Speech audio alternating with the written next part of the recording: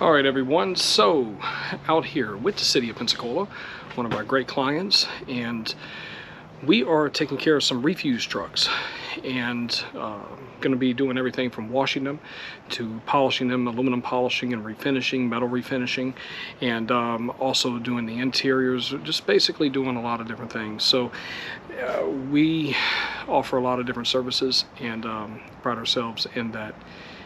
Exquisite MAD, the only business of its kind, so none other like it. So let me show you the before,